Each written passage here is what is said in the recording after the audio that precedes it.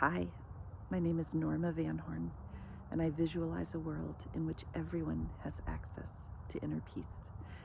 I am here in Austin, Texas, and it is just on the other side of a really big ice storm. There are still thousands of people without power in my town, and I'm wishing you all well. And at the same time, the sun is shining. It's now about 50 degrees, and we're in the peaceful aftermath of this enormous destruction. And I don't think a lot of people really saw how this was going to play out here this week. It kind of took some people by surprise, a lot of people by surprise, ourselves, my family included. And so I think this is a really potent time to talk about the fourth step in the embodied root wholeness process, because I have been going through the embodied root wholeness process myself here in the woods today. So if you've missed the first three parts of this, the first step in the embodied root wholeness process is to just open to the pain, the dysregulation, the overwhelm, the disconnection, the energetic sensations that are flowing through the body, becoming aware of it and opening to it, allowing it, instead of all of those habituated ways of checking out or numbing or dealing with pain, whether that's lashing out, whatever it is for you, and instead looking inward and just really seeing what's going on and what is subconsciously driving that external act or that subconscious act of disconnection.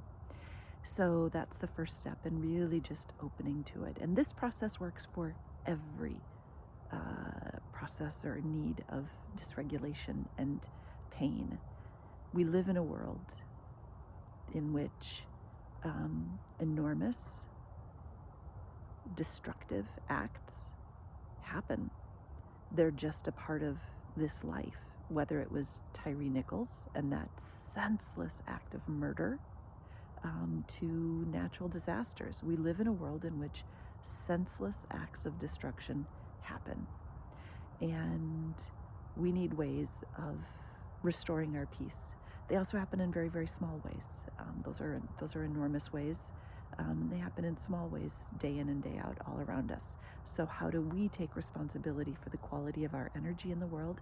How do we restore our awareness of our wholeness? How do we downregulate? How do we reconnect? That is the path, and that is the spiritual path. And so the first step is really just to open to it and allow it. Allowing and even welcoming if we can, because welcoming is the opposite of resistance. And so when we actually open to and observe what is happening energetically within the body, then then it's not driving us. So that's the first step. The second step then is to create a very small sense of separation. So as I sit here in these woods, I imagine the perspective from one of the tops of these trees looking down on me. So there's this enormous energy blockage, whatever it is, it takes all different forms, happening within the body, that we become conscious of, and we observe it and open to it and allow it and welcome it. And then we bring our perspective to a higher perspective, and we see from that perspective, oh, there's just a peaceful woman sitting in the trees, sitting in the woods. There's not all of this energy that distorts my vision and clouds my vision and keeps me disconnected and disembodied. It only exists in one place in all of the universe, and that's right inside of me right now. And becoming aware of how what's happening inside our bodies filters how we view the world and keeps us disconnected from the life that is happening all around us is incredibly powerful. So that's the second step. The third step then is to recognize that our habituated patterns of, that's energy moving too, that our habituated patterns of disconnecting of disembodying, of discharging our energy, of suppressing our energy, of numbing our energy. Those patterns were learned in our households, in our childhood households, in our early formative years. And when we do this work, we are directly looking at those ways of relating to life that keep us disconnected from our wholeness and are ready to grow up. And this brings up the concept of loyalty, because it can feel disloyal to do things differently than the way that our families did it. And just the reminder that the energy of loyalty is an energy that goes against the flow of life, because we're doing something that we would ordinarily not be doing in order to maintain our good standing with a group, any group. And that's the energy of loyalty. It's stuck, it's fear-based, as opposed to the energy of life, which just flows. No animal would ever put their well-being in the hands of another in order to maintain their good standing in the group. They would never override the truth in their bodies to maintain a place in the group. That's just not how nature works, but yet we do. And so just to see the role that loyalty has in our lives, because the energy of love just flows freely, and it just honors all. It honors these boundaries and needs, and it honors those out there. And so they're very different, the energy of loyalty and the energy of love. So we have to choose to release the energy of loyalty, the energy of fear, in order to follow the spiritual path and to grow up and into ourselves. So now the fourth step is to consider the energy that's been moving through us and all of our habituated ways of dealing with it, whether that's lashing out, whether that's artificial rigid boundaries, whether that's numbing out, suppressing, denying, resisting, whatever it is. And it can be all of those things under different circumstances. But we learned these patterns of disconnection within the family of origin, within our household. So the fourth step is to just consider, where did I see this? Without blame and without shame. That's really important. There's no blame, there's no shame for any of this.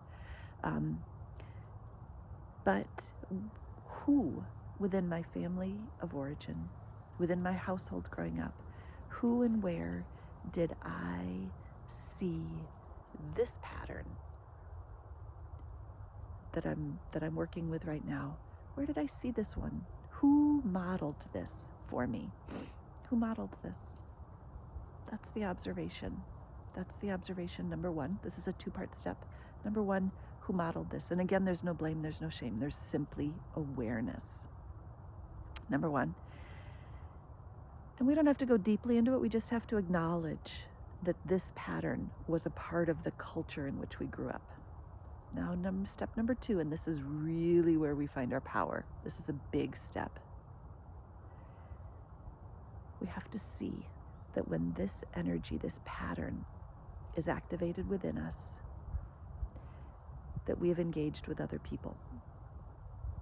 And so when we did so, what if those people that we engaged with when this pattern was active, what if these people experienced this energy and gave it a meaning? And that meaning was, this is how you should respond with life. This is how you should react with life. This pattern of disconnection.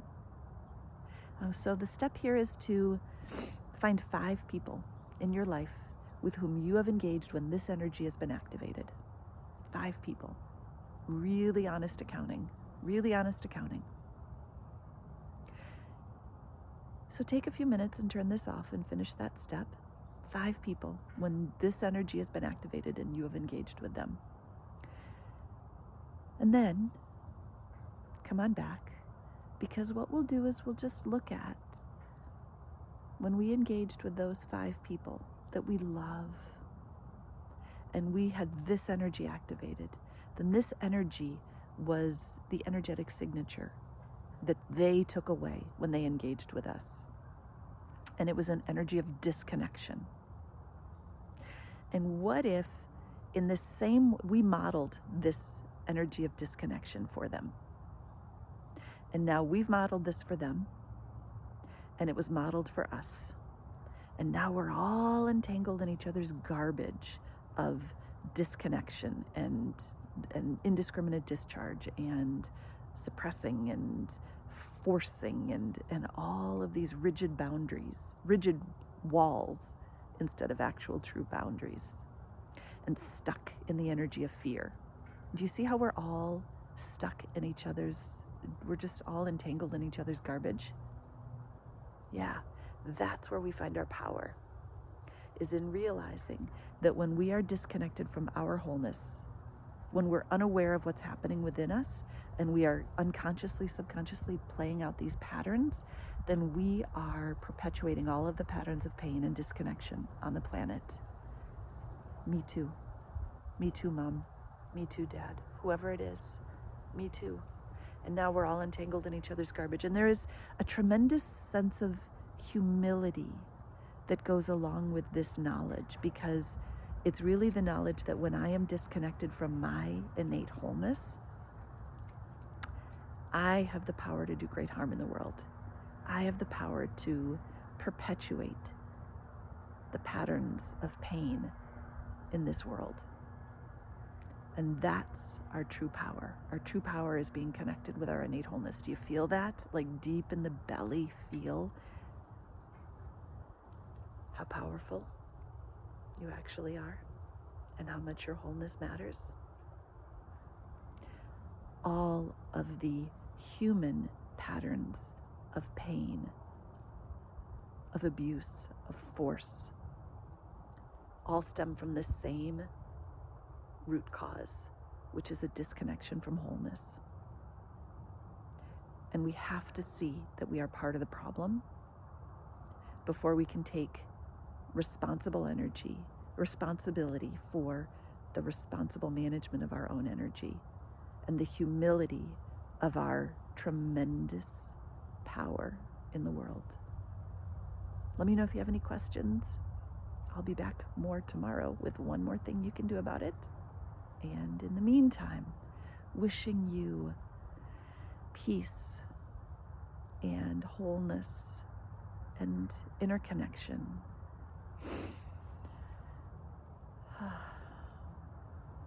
With honor for all. Blue skies.